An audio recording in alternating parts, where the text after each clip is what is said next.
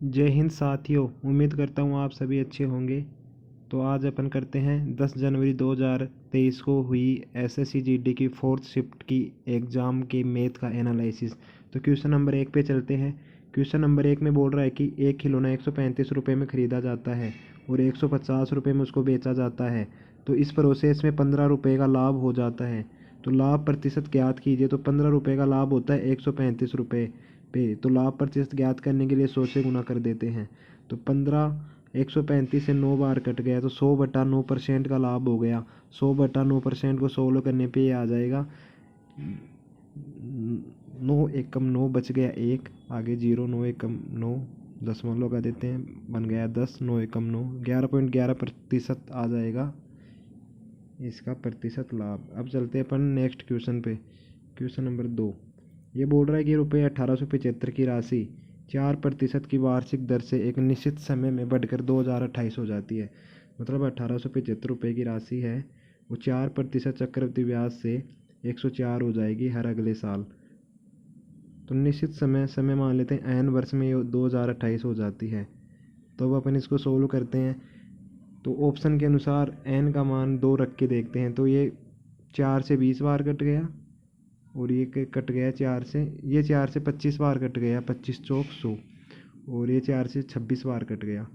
तो 1875 एन का मान 2 रख के देखते हैं। तो जैसे नीचे तो 25 का स्क्वायर 625 हो गया, ऊपर हो गया 676 हो गया। ठीक है, तो 625 से 1875 से 3 बार कट गया।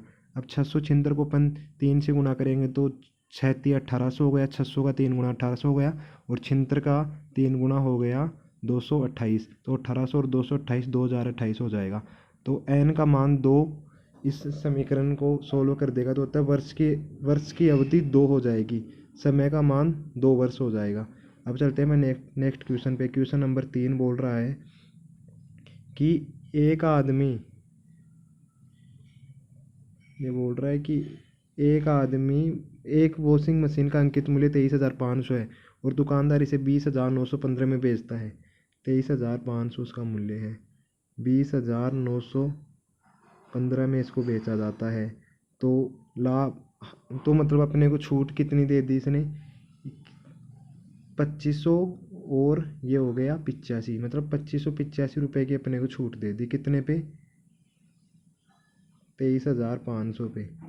तो प्रतिशत छूट कितनी हो गई, गुणा 100 से गुणा कर देते हैं। 2 जीरो से 2 जीरो कट गया, नीचे बच गया 235, ऊपर बच गया 2585। 5 से काटते हैं, ये हो गया 5 चौक 20, बच गए 3, 5 संते 35, ऊपर बन गया 55 25, फिर 5 एकम 5, बच गए 3, 5 संतु 35। ठीक है, 517/47। तो 47 से दे देते हैं भाग। तो 47 का भाग एक बार गया, बच गए 47 और नीचे बच गया 4। तो 47 का भाग 11 बार जाता है 517 में। तो प्रतिशत छूट का मान हो गया 11%।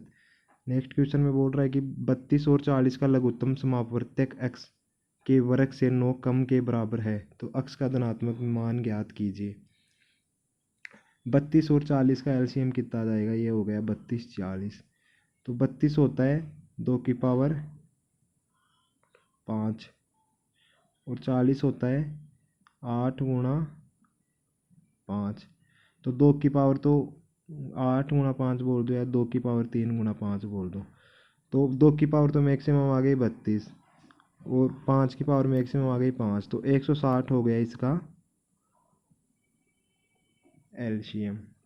अब ये बोल रहा है कि x के वर्ग से 9 कम के बराबर है, इसका लघुत्तम है वो x के वर्ग से 9 कम के बराबर है। मतलब x² - 9 बराबर 160 है। तो x² का मान आ गया 169। तो x का मान आ गया +-13। तो धनात्मक वैल्यू आ गई +13। तो ऑप्शन नंबर डी इसका 4 आंसर हो जाएगा। नेक्स्ट क्वेश्चन पे चलते हैं। ये बोलता है कि एक शहर की वर्तमान जनसंख्या 1,25,000 है। यदि जनसंख्या 2% प्रतिवर्ष की दर से बढ़ती है तो 3 वर्ष बाद शहर की जनसंख्या क्या होगी। 1,25,000 है, हर साल 2% बढ़ जाती है, तो 102 हो जाएगी हर साल। ठीक है, पिछले साल थी 100। ठीक है, तो 102 और 100 2 से कट जाएंगे, ये 50 बार कट गया, ये 51 बार कट गया। ठीक है, इसी तरह से ये भी 50 आ जाएगा, ये 51 आ गया, और ये भी 50 आ गया, ये भी 51 आ गया।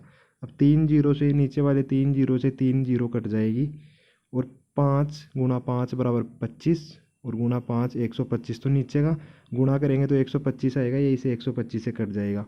ठीक है, अब ऊपर बच गए 51 की पावर 3, तो 51 की पावर 3 को अपन सोल्व करेंगे तो इनका यूनिट डिजिट से इकाई का अंक एक ही आएगा, और ऑप्शन में एक मात्र पहले ऑप्शन में दे रखा है, तो इसका ऑप्शन नंबर 1 आंसर हो जाएगा, या अपन इसको गुणा करके सोल्व भी कर सकते हैं। अब चलते हैं अपन नेक्स्ट क्वेश्चन पे। नेक्स्ट क्वेश्चन है क्वेश्चन नंबर 6। ये बोल रहा है कि अमन, राम और कपिल एक कार्य को क्रमशः 68, 51 और 17 दिन में कर सकते हैं। तो अमन करता है 68 दिन में, राम करता है 51 दिन में, और कपिल करता है 17 दिन में। तो ये तो हो गया 17 गुणा 4, ये हो गया 17 गुणा 3, और ये हो गया 17 गुणा 1। तो इसका एलसीएम आ जाएगा 17 की मैक्सिमम पावर 17, 2 की पावर मैक्सिमम 4 हो गई, और 3 की पावर मैक्सिमम 1 हो गई। तो इसका मान हो गया 17 51 गुणा 4, 51 गुणा 4 हो गया 204, मतलब टोटल वर्क अपने पास 204। तो 204 को ए 68 की स्पीड से करेगा, तो 204 में 68 का भाग देंगे तो एक की इफिशियंसी आ जाएगी 3।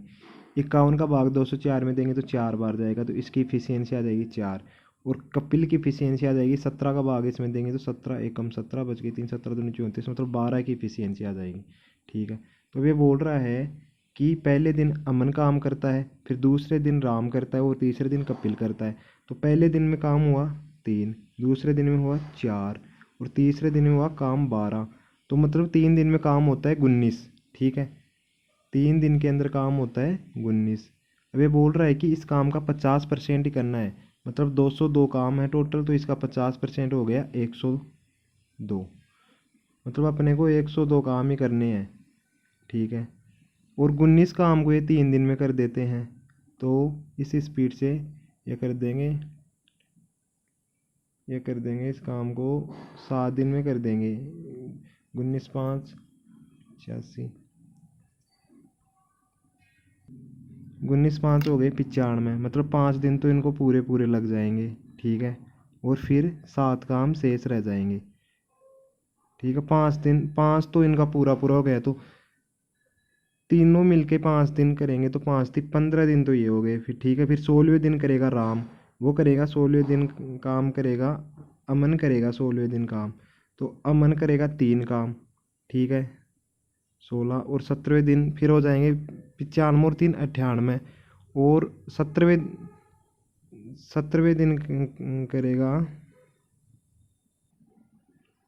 और फिर जो शेष काम रह गया 4, उसको 17वें दिन के अंदर ये कर देगा, तो टोटल काम होने में लगेंगे 17 दिन।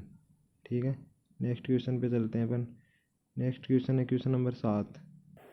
क्वेश्चन नंबर 8 बोल रहा है कि एक डीलर अपने माल को 16% की हानि पर बेचने का दावा करता है। वो बोल रहा है कि मैं 16% की हानि पे बेच रहा हूँ, लेकिन वह 1 किलो के स्थान पर 750 ग्राम ही वजन देता है।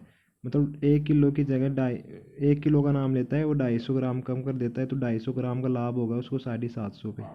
ठीक है, गुणा 100, तो इधर इसका लाभ हो गया 25 3 75, 100/3%, और वो उधर हानि का दावा करता है, तो ये हो गया टोटल उसका कुल लाभ या हानि जो भी होगा सम्मिलित करने के बाद हो जाएगा -16 गुणा 100/3, -16 गुणा 100/3, और गुणा 100 नीचे। तो ये हो गया 100 से 100 कट गया, और इसका एलसीएम आ गया 3, तो माइनस के तो हो गए 48 इधर, तो 16 थी 48, प्लस का हो गया 100, और यहाँ पे हो गया माइनस का 16। तो इसको सोल्व करेंगे तो प्लस के तो आ गए 1600, और माइनस के आ गए 64/3, तो 100 में से 64 जाएंगे तो ये आ गया 36/3। 36/3 का मान आ गया 12, तो उसको 12% का होता है लाभ। नेक्स्ट क्वेश्चन पे चलते हैं, क्वेश्चन नंबर 9। ये बोल रहा है कि एक शंकु का वक्र पृष्ठीय क्षेत्रफल, मतलब पाई आर एल का मान दे रखा है 4455। ठीक है, और व्यास का मान 105 है तो आर का मान आ जाएगा 105/2। ठीक है, तो इसकी तिर्यक ऊंचाई ज्ञात कीजिए। तो एल का मान निकालने के लिए अपने को 4451/पाई गुणा आर, तो पाई का मान 22/7 हो जाएगा, 7 ऊपर चला जाएगा और आर का मान यहाँ से रख देंगे अपन 105/2। तो 7 का 105 से कट गया, 7 एकम 7, बच गए 3, 7 पंजे 35, 15, 15 से कट गया। ठीक है, तो अब इसको करते हैं अपन सोल्व। तो ये 2 कट गया 22 से 11 बार। ठीक है, और ये यहाँ पे 4455 दे रखा है। ठीक है, तो ये 11 से कट गया, 11 चौक 44, 4, फिर 5 में भाग जाएगा नहीं, 0, 11 5 55, मतलब ऊपर आ गया 405 और नीचे आ गया 15। तो ये 15 दूनी 30, बच गए 10, 15 संते 105। तिर्यक लंबाई का मान आ जाएगा, तिर्यक ऊंचाई का मान आ जाएगा 27 सेंटीमीटर। नेक्स्ट क्वेश्चन पे चलते हैं, क्वेश्चन नंबर 10 में। क्वेश्चन नंबर 10 में है कि 100 मीटर की एक रैखिक दौड़ में सलोनी ने सवेता को 100 मीटर से हराया, जबकि सवेता ने सोनम को 150 मीटर से हराया। तो उसी दौड़ में सलोनी ने सोनम को कितने मीटर से हराया? देखिए, 1000 मीटर की रैखिक दौड़ में सलोनी ने सवेता को, मतलब जब सलोनी सलोनी 1000 कर लेती है पूरी, तब सवेता 900 ही कर पाती है। ठीक है, और ये इधर बोल रही है कि सवेता सोनम को 150 मीटर से हराती है, मतलब जब सवेता कर लेती है टोटल 1000, तब सोनम 850 ही कर पाती है। ठीक है, यदि ये 1000 करती है तब वो 800 कर पा रही है। जब ये 900 करेगी, मतलब इसको 9/10 से अपन गुणा कर देते हैं, तो उसको भी 9/10 से गुणा कर दो, तो उसको 9/10 से गुणा करने पे वो आ जाएगा 5 नाम 45, बच गए 4, 8 नाम 72 और 4 76, 765। मतलब जब ये 900 करेगी तब उसके द्वारा 765 मीटर भागा जाएगा और सलोनी भाग लेगी 1000। तो सलोनी सोनम से 235 मीटर आगे आएगी, तो इसका आंसर आ गया 235। नेक्स्ट क्वेश्चन पे चलते हैं अपन, क्वेश्चन नंबर 11 पे। एक दशक में एक कस्बे की जनसंख्या जो 1,45,000 से बढ़कर 2 लाख हो गई। प्रतिवर्ष जनसंख्या की साधारण वृद्धि दर ज्ञात कीजिए। जैसे ये 55,000 की वृद्धि हो गई 1,45,000 से 2 लाख के बीच में। ठीक है, और ये हुई है 1,45,000 पे। ठीक है, तो इसका प्रतिशत एक बार निकालते हैं, तो ये आ गया 55/145 गुणा 100। तो 55 11 से कट गया 5 बार, और ये 145 29 से कट गया, मतलब 1100/29। तो इसको सोल्व करेंगे तो अपन आ जाएगा ये 29 दिन में 58, 29 30 87, बच गए 23, 230। और 230 के अंदर 29 का भाग देंगे और 7 25, 29 का 7 से देंगे 9 संता 63, 6 7 दूनी 14 और 6 220। तो 7 से देंगे तो ये 203 बार चला जाएगा और फिर बच गए 27। ठीक है, तो लगभग ये आएगा 37.8 के बराबर आएगा ये, लगभग 38 के बराबर आएगा ये। ठीक है, तो मतलब प्रतिवर्ष कितने की वृद्धि हो कि 38% हो जाए, ये दशक में 10 साल के अंदर होती है। तो जैसे ऑप्शन से 5 वर्ष प्रतिवर्ष से होएगी, तो ये 50 से भी ज़्यादा चला जाएगा 10 साल के अंदर। इसी प्रकार 4.8 की दर से होगी तो ये भी चला जाएगा, लगभग 50 से ऊपर ही चला जाएगा। और 2.165 की दर से होएगी प्रतिवर्ष, तो ये लगभग 25 से 30% के बीच में बचेगा। तो इस प्रकार इसका आंसर ऑप्शन नंबर 1 आ जाएगा। अब चलते हैं पर नेक्स्ट क्वेश्चन पे। ये बोल रहा है कि एक लड़का घर से कॉलेज तक 35 किलोमीटर पर आवर की चाल से जाता है और 3 किलोमीटर पर आवर की चाल से वापस आता है, और पूरी यात्रा करने में से 6.5 घंटे का समय लगता है। तो घर से कॉलेज की दूरी क्या होगी? मान लीजिए घर से कॉलेज की दूरी d है, तो d/35 प्लस d/3 दूरी बट्टे चाल बराबर समय आ जाता है। तो समय आ गया इसको 6 सही 1/2, मतलब 13/2 घंटे का समय लगता है इसको। ठीक है, 35 और 3 का एलसीएम आ जाएगा 105। ठीक है, ये हो गया 105, 3d प्लस 35 डी बराबर आ गया 105 बटे वो आ गया, ये आ गया 105 ऊपर चला, इसका मान आ गया 13/2। ठीक है, 105 ऊपर आ गया, इधर आने पर ये हो गया 38 डी का मान हो गया ये। ठीक है, 38 डी का मान हो गया, 38 डी का मान ये 38 डी बराबर हो गया 105 गुणा 13/2।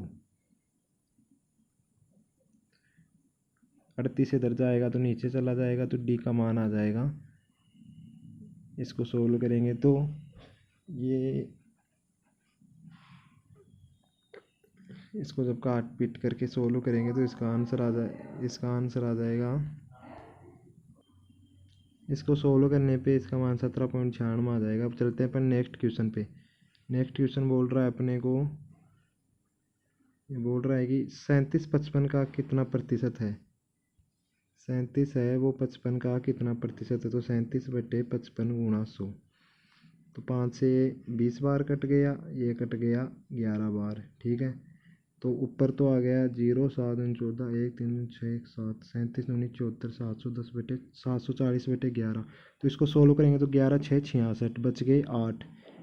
ठीक है, आगे लग गया 0 तो बन गया 80, 11 7 77 बच गए 3, आगे दशमलव लगाते आगे लग गया 0, तो 30 में 11 का भाग 2 बार जाएगा, 11 दूनी 22, तो 67.2 एक के आंसर है 67 की फॉर्म में। तो ये ऑप्शन नंबर 4 इसका हो गया राइट आंसर। ठीक है, नेक्स्ट क्वेश्चन पे चलते हैं। नेक्स्ट क्वेश्चन है पेज नंबर 5 पे। इसमें बोल रहा है कि दो संख्याएं 3:8 के अनुपात में है, यदि प्रत्येक संख्या में 8 जोड़ दिया जाए, यदि प्रत्येक संख्या में 2:1:2 हो जाता है, तो देख लीजिए, मान लीजिए पहली संख्या है 3x और दूसरी संख्या है 8x, दोनों में 8 8 जोड़ देते हैं। ठीक है, तो अनुपात हो गया 1/2। ठीक है, अब इसको सोल्व कर देते हैं। 3 दूनी 6x हो गया, 8 दूनी 16 हो गया, 8x + 8 1 से गुणा होगा तो ये हो जाएगा 8x + 8। ठीक है, 6x इधर आएगा तो 8x - 6x = 2x हो जाएगा, और 8 उधर जाएगा तो 16 - 8 = 8 हो गया, तो x का मान आ जाएगा 4। ठीक है, तो जो संख्याएं हैं वो हो गई 3x और 8x का मान हो गया 3 चौक 12 और 8 चौक 32। ठीक है, 12 और 32 हो गई वो संख्याएं। अभी बोल रहा है कि दोनों संख्याओं में से 4 4 घटा दिया जाए तो क्या अनुपात आएगा।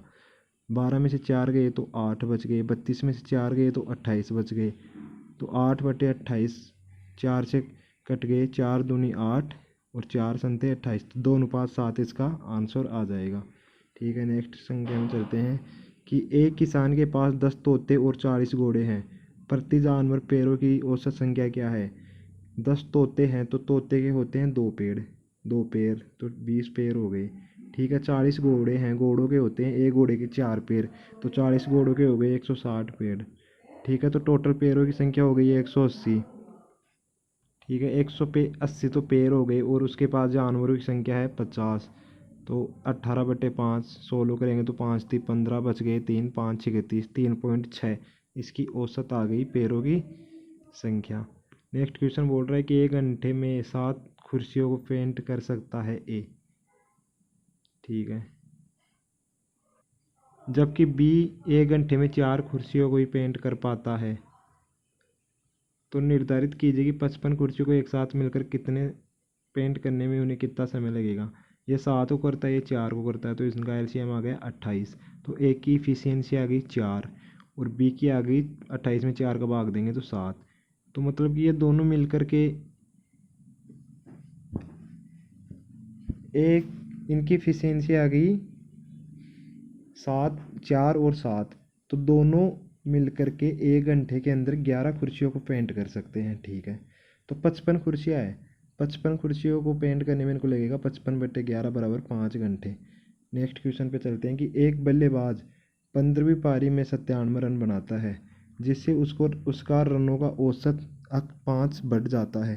15वीं पारी के बाद उसके औसत रनों का औसत ज्ञात कीजिए। 14वीं पारी तक उसका औसत था x। ठीक है, तो 14वीं पारी तक उसके द्वारा बनाए गए टोटल रन थे 14 प्लस 14 गुणा x थे, ठीक है। और 15वीं पारी में वो बना लेता है 97 रन। तो टोटल रन हो गए 14x प्लस 97, और ये टोटल रन उसके द्वारा 15 पारियों में बनाए गए हैं। तो 15 का भाग देंगे तो औसत 5 से बढ़ जाएगा। पहले औसत था x, अब हो गया 5, ठीक है। इस इक्वेशन को सोल्व कर लेते हैं। तो ये हो गया 14x प्लस 97 बराबर 15 उधर जाएगा तो ये हो गया 15x, और 15 को 5 से गुणा कर देंगे तो आ गया 75, ठीक है। 14x इधर आ जाएगा, 15x में से 14x घटा तो x का मान आ जाएगा, और 75 इधर आ जाएगा। तो 97 में से 75 घटा तो इसका मान आ जाएगा 22। तो x का मान 22 आ गया। मतलब 15वीं पारी से पहले औसत 22 का था, और 15वीं पारी के बाद ये x प्लस 5 हो गया। तो 22 में 5 जोड़ देंगे तो 27, इसका राइट आंसर आ गया option number B. Next question में चलते हैं, क्वेश्चन नंबर 18 में। क्वेश्चन नंबर 18 है कि 0.64 और 0.81 के बीच का मध्य अनुपाती ज्ञात कीजिए। मध्य अनुपाती का मान होता है, जैसे तीन संख्याएं हैं तो वो ए बी सी है, तो ए गुणा सी बराबर होता है बी स्क्वायर। तो इनके मध्य अनुपाती ज्ञात करना है तो 0.64 को अपन 0.81 से गुणा कर देते हैं। यह आ गया, जो भी संख्या है मान लीजिए x है तो x स्क्वायर का मान आ गया। तो x का मान अपने को ज्ञात करना है तो इनका अंडर रूट लेना है। तो ये आ गया, ऐसे हो गया, ठीक है। तो 0.64 को अपन लिख सकते हैं 0.8 का स्क्वायर, और 0.81 को लिख सकते हैं 0.9 का स्क्वायर। तो ये स्क्वायर से बाहर, रूट से बाहर निकलेंगे तो ये तो बन गया 0.8, और ये बन गया 0.9। तो 0.8 को 0.9 से गुणा करेंगे तो ये हो गया 0.72। ऑप्शन नंबर ए इसका करेक्ट आंसर आ गया। क्वेश्चन नंबर 19 में चलते हैं कि चार अभाज्य संख्याएं आरोही क्रम में व्यवस्थित है। ये बोल रहा है कि चार अभाज्य संख्याएं हैं वो आरोही क्रम में व्यवस्थित। तो मान लीजिए ए बी सी और डी आ गई। तो ये बोल रहा है कि प्रथम तीन संख्याएं ए बी सी का गुणनफल आ गया 255, और अंतिम तीन संख्याएं बी सी डी का गुणनफल आ गया 1955, ठीक है। तो वो ये बोल रहा है अपने को कि सबसे बड़ी अभाज्य संख्या ज्ञात कीजिए। तो इन दोनों इक्वेशनों से अपन बी सी डी, मतलब इस सेकंड वाली इक्वेशन में फर्स्ट वाली का भाग देंगे तो ये अपने पास आ जाएगा बी सी डी बटे ए बी सी बराबर आ गया 1955 बटा 255। तो बी सी से बी सी कैंसिल हो जाएगा, डी बटा ए का मान आ गया ये। तो इसको 5 से करेंगे क्रॉस तो ये आ गया 55 25, 5 एकम 5, नीचे 51 बच गया, ऊपर बच गया 5 3 15, 4 5 9 45, 391 बटे 51। 17 से कटेगा ये 3 बार, और ये ऊपर वाला कटेगा 17 दूनी 34, बच गए 5, 17 51, 23 बटा 3। तो मतलब 23:3 आ जाएगा। अभाज्य संख्या दे रखी है तो सबसे छोटी अभाज्य संख्या तो 3 होएगी और सबसे बड़ी हो जाएगी 23। तो ऑप्शन नंबर 3 इसका राइट आंसर है। लास्ट क्वेश्चन है अपना, क्वेश्चन नंबर 20। ये बोल रहा है कि ऊंचाई 20, एच बराबर आ गई 20, और आधार की त्रिज्या आर का मान आ गया 14 वाले बेलन का आयतन ज्ञात कीजिए। तो बेलन का आयतन होता है पाई आर स्क्वायर एच, ठीक है। तो पाई का मान आ गया 22/7, आर स्क्वायर का मान आ गया 14 गुणा 14, और एच का मान आ गया 20। तो ये आ गया 7 दूनी 14, 22 दूनी 44 गुणा 14 दूनी 28, 280, 44 गुणा 280। तो 44 को 28 से गुणा कर लेंगे तो ये आ जाएगा, गुणा करने पे 12,320। ऑप्शन नंबर 3 इसका राइट आंसर। तो दोस्तों आज के लिए इतना ही, मिलते हैं अगले वीडियो में। जय हिंद जय भारत।